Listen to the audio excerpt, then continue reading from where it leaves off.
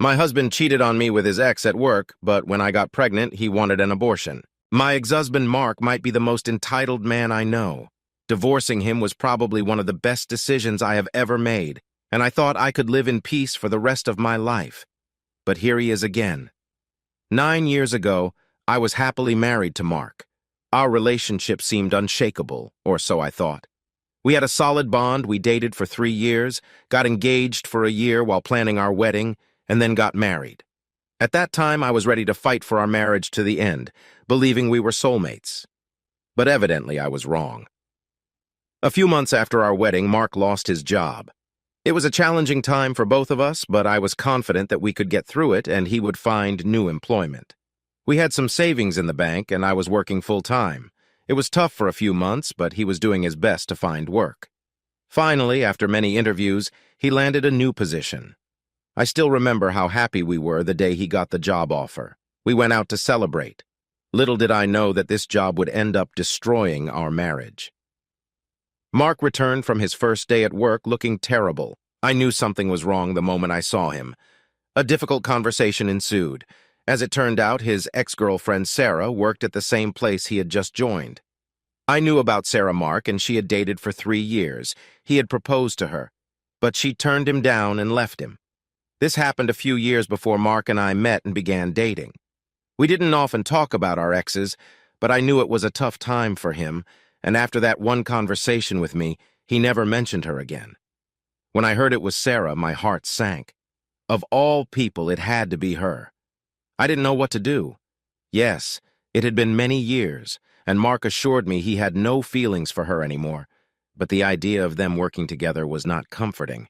He seemed very upset too, and we spent a lot of time discussing what we could do. He offered to quit the job, but at that point, our savings were dwindling, and I didn't know how long I could manage all the bills without making significant lifestyle changes that neither of us would be comfortable with. Besides, I told myself that we were adults, and quitting a job over an ex seemed childish. We talked almost all night about what to do. By the end of the conversation, I felt much better about the whole situation. It seemed silly to think that some ex from years ago could affect our relationship. Mark was very loving and kind and put all my doubts to rest. The next day he went to work, and when he came back he said she was in a completely different department and he hardly saw her. He told me he had no intention of talking to her unless absolutely necessary for work and would let me know immediately if that happened. This reassured me, and as days went by I stopped thinking about her entirely. Mark was as loving as ever, and I was proud of us for overcoming something that could have been a serious issue if not handled well. Looking back, I laugh at how naive I was. I was so blinded by love and trust in my husband that I never suspected anything might be wrong. A few months into his new job, he went on a business trip. He told me that if it went well, he might get a promotion, so I was very excited for him.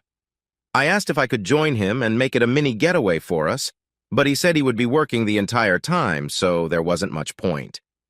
He also mentioned that the team going for the meeting consisted only of men, and none were bringing their spouses or partners, so I might not be comfortable. I felt a bit disappointed but didn't think much of it since what he said made sense. When he returned, I asked about his meetings and if he thought he would get the promotion. He replied that he might need to attend a few more meetings with this contractor before the promotion could be possible. Over the next 3 months, he went on trips at least once a month, but there was no news of a promotion. Instead of getting suspicious, I was naive enough to be concerned about his company making him work so hard without a raise. I also want to clarify that after our initial discussion, neither of us mentioned Jessica again. She didn't cross my mind much, and even if she did, I chose not to bring it up. When I shared this with my friends during the divorce, they all said it was incredibly naive of me to blindly trust my husband so much. I agree with them now, but back then, I would have trusted that man with my life. 5 months into his new job, I realized I had missed my period. Not thinking much of it, I decided to take a pregnancy test just to ease my mind. To my surprise, it was positive. I was taken aback as it was definitely not a planned pregnancy, but with Alex's new job and both of us being financially stable, I thought it could be a good thing. I was nervous but also very excited to tell him. Alex was on another business trip when I took the test, but he was coming back that same day, so I decided to wait until he got home. I still remember how nervous I was and how I started daydreaming about our new life. It was quite late when he got home, and I stayed up to have dinner together. He came in looking upset, so I asked what happened, and he said it was just work stuff and didn't want to talk about it. I told him I might have something to cheer him up and asked him to wait while I got the test kit. I told him to close his eyes, held it up, and asked him to open his eyes. He stared at me for a few seconds and asked if it was what he thought it was. I thought he was just in shock and said yes, we were about to be parents. Excitedly, I waited for him to snap out of it and be happy, but after a few moments, he still had that look on his face. I got uncomfortable and asked if he was okay and if he wasn't happy about this. His expression changed, and he said he was just taken aback by the surprise. I told him I was surprised too, but this could be a very good thing for us and we could deal with it together. He still looked uneasy and said he needed some time to think. I was extremely upset by this reaction. I expected him to be happy or at least supportive. I told him I was disappointed in him, and he basically brushed me off, saying I couldn't expect him to be overjoyed about such a monumental change happening without his decision. I told him he signed up for this by marrying me, and if he couldn't be a good husband about it, maybe we needed to rethink our relationship. He said maybe we do, and left the room without another word. I said that in a moment of anger and hurt I didn't really mean it at the time, but his reaction broke my heart. I cried by myself in the living room and slept there. I slept on the couch because I didn't want to see him in our bedroom. He didn't come once to check on me or ask me to come back. Even then, I had faith that we would get through this and somehow recover, but that was just the beginning of my troubles. I woke up to him already dressed for work and making breakfast. I didn't speak to him and went into our bedroom. Again, he didn't try to stop me or even say a single word to me. I didn't know what to do. I waited for him to come in after me, but after some time I heard the front door close and knew that he had left. I spent most of that day crying to my friends and my mom. I called in sick from work. I remember it like it was yesterday. By the time he was due to come back from work, I had a whole speech ready about how he broke my heart and needed to be a better husband to me. Little did I know, he also had a speech ready, and it was nothing I could have imagined. The first thing he said after coming home was, "We need to talk." That worked for me. I needed to talk as well. I thought I needed to talk way more than he did, really. Turns out he had the surprise of a lifetime for me. We sat down across from each other, and with no warning he asked me, "Whose baby is it?" I was so confused, I genuinely didn't understand what he meant, so I asked him, and he repeated the same question, "Whose baby is it?" I will never forget. I asked him what he meant and said that obviously it was our baby. What else could even be possible? He told me that we were past that point and I should just admit the truth and get it done with. I was starting to get scared at that point. It started to feel less like a joke. I told him again that it was obviously his baby, and I didn't understand why he was even asking me such questions because I had never been anything but loyal to him, and he had never acted this way before. He refused to make eye contact with me and said that was when I still cared about our relationship. I'm pretty sure I was already crying by then. I kept telling him that I loved him and there was nothing more important to me than our marriage, but he just kept repeating the question. He must have asked me a dozen times, and each time I was as clueless as the first time.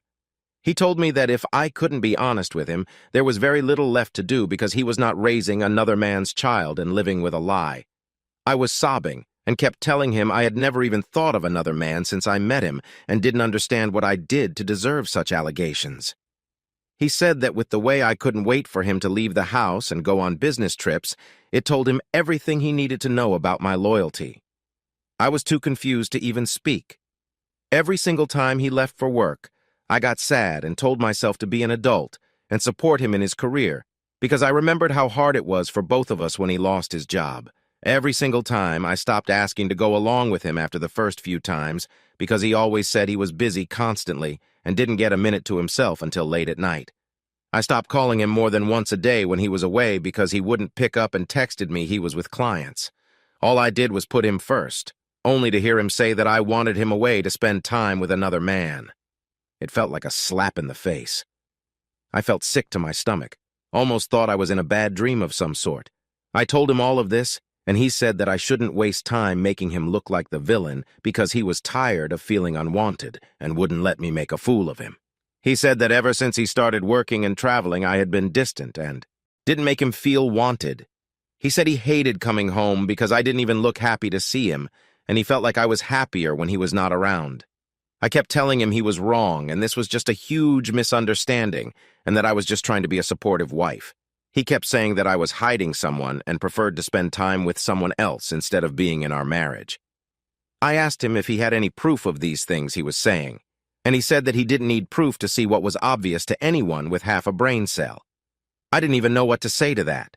I kept saying I have not been with anyone, and that I spent most days he wasn't here either at home or maybe once or twice out with my friends, and that he could check my phone if he wanted to. His response to that was that he didn't need my phone with deleted evidence. I was truly defeated by that. I mean, what more could I even say? I asked him what he wanted me to do to prove my loyalty. I offered a paternity test after the baby was born, even though it killed my self-respect to say such a demeaning thing. Never in a million years could I have imagined voluntarily offering a paternity test. I have always been proud of my morals and ethics. Anyone who knows me would have backed me up in this. Anyone except my own husband, of course. That's what hurt the most. He said that he couldn't wait 9 months for a betrayal, and there was no way he would help me grow and raise a child that wasn't his. I screamed at him, saying it was his baby, and called him a delusional freak for not believing me. He said that he didn't care what I thought he was, but if I wanted this marriage to work, I needed to get an abortion. I was horrified he even said that. I asked him to think about what he was saying for a second and how crazy he sounded. He wouldn't budge, so I asked him what he would do if I didn't get an abortion because there was no way I would get one. He told me that if I wanted this marriage, then I had to get an abortion or else it was divorce. Divorce. I couldn't believe that he actually said the word. I asked him if he was serious and he said he was. I had enough at that point. It was like all the sadness disappeared at hearing those words. I told him he was free to do whatever he wanted, but I was keeping and raising my baby with or without him. He told me that he hoped I didn't sleep with a deadbeat and walked out of the house. That was the last time we were in that house together. I received a text from him later saying he would be back to get his stuff, and I told him a time I would be out and asked him to be gone before I got back. The next day, I met my lawyer to discuss the divorce. We had bought the house together, our first house. I wanted everything to be quick and drama-free, and so did Alex. We decided to sell the house and split the money equally. As for the other things, we just took whatever we wanted. I moved in with my sister while I figured things out, and he went wherever. I guess we did not remain in touch at all. No one in our circles or our family saw it coming. The number of times I must have burst into tears trying to explain to someone what happened is ridiculous. Throughout everything, his attitude remained the same. He refused to hear me or anyone else out and insisted that I hadn't been faithful. I was friends with some of his co-workers' wives, and they told me that he had been going on about how I couldn't care less about being with him and never put any effort into the relationship. The whole divorce felt like something that was happening to someone else, or like a movie, or something that I was watching instead of something I was actually living through. Points I almost started believing that I must have done something wrong to make him feel the way he said. More than anything, I wanted to talk it out, but he completely shut me out. When my son was born, I texted him to let him know, but he didn't say anything back. Months later, one of the wives reached out to me and asked if I had heard about him. I told her that we hadn't been in contact. She said she was sorry too, but wanted me to hear from a friend. I asked her what happened, and she said that Mark had gotten back with Sarah. Apparently they were the hot topic in the office and were all over each other all the time. I broke down crying. Over the next few weeks, I found out everything they had been seeing each other for months. All those business trips that he went on were nothing but excuses to spend time with Sarah at her place. Sarah was the one who brainwashed him into thinking I must be seeing other men behind his back because, according to her, if she had a man, she would never let him stay away from her so often, and a load of other garbage. I found out about all this because my friends pretended to befriend her to know what happened between Mark and me. She was extremely smug about it and didn't seem to regret it at all. I felt like the stupidest person in the world, honestly. I saw all the signs and red flags that I had missed. In hindsight, it feels so incredibly obvious. I spent months in a slump.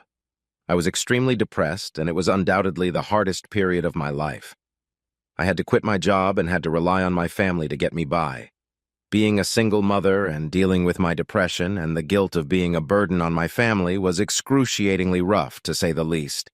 I'm glad my sister was there for me. I don't know how I would have managed without her. It took some time, but I recovered. I stopped obsessing about Mark and Sarah, focused on my son, found another job, and got a place of my own. I thought I was done with my ex-husband forever. 2 years ago, I got married to an amazing man who treats me like a queen. He is the best thing that has possibly ever happened to me, and I am so glad my son and I get to have him in our lives. Now that I've gotten all that out of the way, let me tell you why I'm actually writing this post. A few days ago, I was on Facebook, scrolling randomly, when I got a text from Mark. We have had absolutely no contact over the last few years, so seeing his name pop up on the screen was a feeling I cannot exactly describe. I wondered if I should even open his text, but curiosity got the best of me, and I opened the chat. He said that he had been trying to contact me, but my number had changed, and he didn't know where I live now. He wrote a very long text about how he had broken up with Sarah because she was cheating on him with multiple men, and that he never should have let her come into our relationship. He said that he had thought of me and our son all the time over the past 8 years, but was too ashamed to reach out to me. He also said that he knew I would never forgive him, but he wanted to be in his son's life and would do anything for a chance to prove himself worthy of being a dad. The text had a lot of other things, but mostly just him groveling about how he wants to see his son. I couldn't believe my eyes, really. After all those years, the poetic justice of Sarah cheating on him after he accused me of doing that isn't lost on me. It also felt really good to see him grovel and beg about being a part of my son's life, because I know that no matter what he says, it isn't happening. I thought a lot about what I could do. I thought of ignoring him, lashing out at him, or simply blocking him, but then the revengeful side of my brain took over. My son didn't have a father listed on his birth certificate. I chose not to include Mark's name, and Mark didn't care at the time. Legally, he has no right over him. I dated my husband for 2 years before marrying him, and he has known and loved my son ever since. He is the only father figure in his life. A year ago, on our wedding anniversary, he officially adopted my son. We are a family in every sense of the word. So I let the evil thoughts win a little and texted Mark back, saying I didn't know what he was talking about. I told him my son was never his to begin with, and that my wonderful husband had adopted him. I said that whatever Sarah made him believe all those years ago was right, and that he was the type of person to be cheated on. I added that I was glad he was all alone now because he deserved that. I sent a picture of me, my husband, and our boy as the cherry on top. I told him to never contact me again and then blocked him. Of course, what I said about my son not being Mark's biological child isn't true, but that doesn't give him any right over my son. He lost that chance before my boy was even born, and I couldn't let go of the opportunity to make him feel even a tiny portion of the suffering he caused me. I told my husband about what I did, and he just laughed and said I didn't have to be so petty. Last night I reached out to Laura, whose husband works with Mark, and asked her if she had heard anything about him. She said she was actually going to reach out to me about the same thing. Apparently, Mark hasn't been doing so well. He had shown up to work drunk multiple times and almost got fired. Laura didn't know what I told Mark, so she thought it was because he was finally processing the separation from Sarah. They broke up months ago. I just listened to everything and pretended to be shocked at what she said. I thanked her for being a good friend. I haven't told my husband about this yet, and I can't tell any of my friends before I tell him. I've been feeling kind of guilty. Maybe I took things too far. Update 1. Hey everyone, I just wanted to say a huge thank you for all your supportive comments and advice. It's been really helpful to read through your experiences and perspectives. It feels good to know that there are people who support my pettiness and think that Mark got exactly what he deserved. I do have a bit of an update on the whole Mark situation. Laura reached out to me again and said that apparently he had a full-blown fight with Sarah in the office one night when they were both working late. He had created a big scene, and multiple people saw them pushing each other around and being extremely problematic. Both Sarah and Mark got fired very quickly after that, and no one has heard from either of them since. All I feel about the situation is relief that he redirected his anger towards Sarah and isn't trying to drag me into the situation in any way.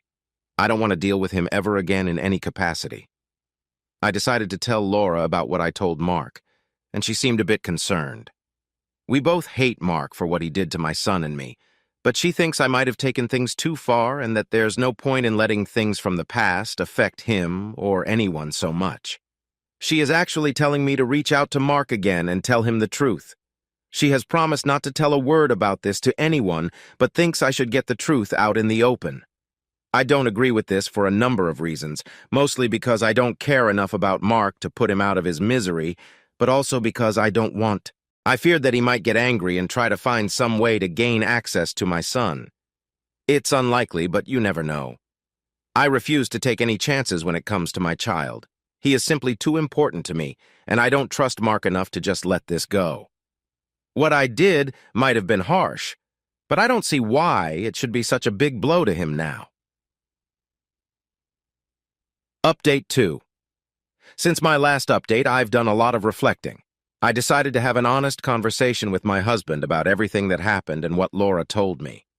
He was incredibly understanding and supportive, which made me feel a lot better. We sat down together and I explained the entire situation in detail, including the message Mark sent and my response to him. My husband listened patiently, holding my hand the whole time. When I finished, he told me that while he understood why I did what I did, he also agreed that it might have been a bit harsh. We talked about the importance of moving forward and not letting the past affect our present happiness. This conversation really helped me put things into perspective. I realized that while I might have been a bit harsh, I don't regret standing up for myself and my son. Mark made his choices, and now he has to live with the consequences. I do recognize, however, that I need to work on the resentment I feel towards him because my husband says it's not healthy. I kind of agree with him, but that's my business, and so is my family. I don't see why Mark has to be a part of it. Update 3. Hi again. I wanted to share a quick update about my situation. After talking with my husband, I decided to reach out to a therapist to help me work through some lingering feelings about Mark and the whole ordeal. It's been really helpful to get a professional perspective and to start letting go of the past. I'm doing this for my own marriage, not because I care about Mark. I feel that to be a better wife and a better mom to my kid, I need to let go of the past completely. Some of you had also suggested therapy, and I must admit, you guys were right. As far as Mark is concerned, I haven't heard from Laura anymore since the last time, and I am not interested enough to ask about him again. I don't care how he is a grown adult and should take care of his own issues. Personally, I am doing great, and that's all that matters to me. I'm glad he reached out to me and got what he deserved.